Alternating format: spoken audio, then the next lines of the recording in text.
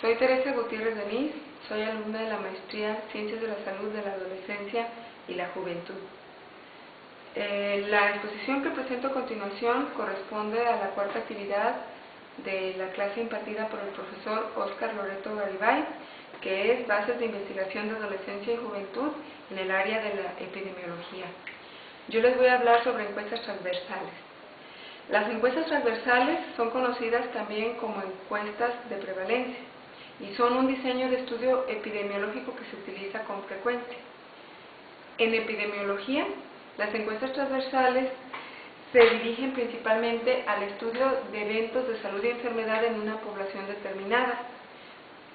Un ejemplo son los estudios descriptivos y podría ser el número de pacientes diabéticos en una población determinada. También se utilizan para la generación de hipótesis de investigación, y esto es en los estudios analíticos. En cuanto a la utilidad de las encuestas transversales, una es que generan hipótesis de investigación, la otra es que se puede determinar la prevalencia de una patología en determinada población, y otra es que también sirve para detectar factores de riesgo. Las encuestas transversales se obtiene una medición de una medición de eventos en los sujetos de estudio, pero en un solo momento del tiempo. También ahí radica una de sus limitantes, que no se puede obtener la causalidad o la causa-efecto.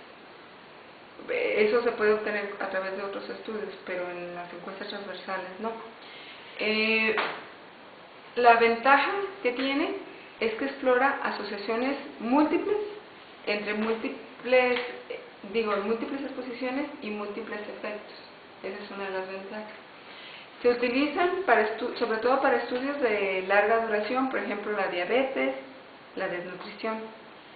Y el costo de las encuestas transversales es bajo. Y aparte, con la información que se obtiene con las encuestas transversales, sirven para planificar y administrar servicios de salud, que eso es muy importante. En cuanto a la población y la muestra, la población la va a determinar el estudio. La población es aquella a la que el estudio hace referencia. Y la muestra se obtiene de la población base. Se debe obtener una muestra representativa para evitar sesgos. En cuanto a los métodos de selección, o también conocidos como métodos de muestreo, existe el muestreo por conveniencia y también el muestreo probabilístico. Las encuestas transversales tienen también sesgos.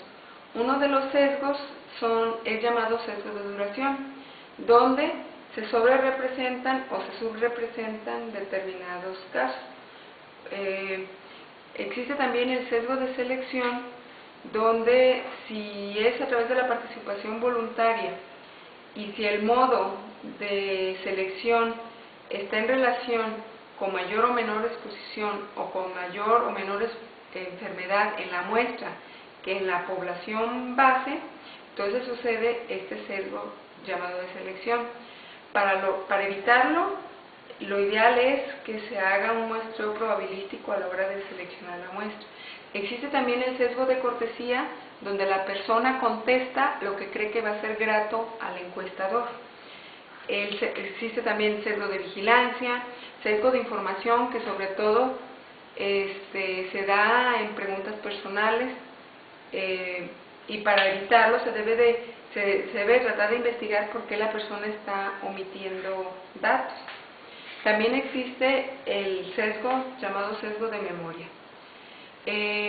La validez interna del estudio la da que no exista sesgo en la ausencia de sesgo de selección, y también la da la ausencia de sesgo en la medición de las variables. La validez interna es que los resultados del estudio son ciertos para la muestra estudiada. Y si esta muestra a su vez es representativa de la población base, entonces aumenta la validez externa del estudio. Ahora, en cuanto a las variables que se analizan en las encuestas, lo primero que se tiene que hacer es definir la operacionalidad de las variables, esto es, determinar el instrumento con el que va a ser medido cada variable. Si es edad, pues en años, si es el peso, si se va a medir en kilos, etc. En cuanto a la conducción de encuestas, primero se tiene que definir el instrumento. Si es un cuestionario, pues los cuestionarios hay cuestionarios autocontestables o cuestionarios que son aplicados por un encuestador.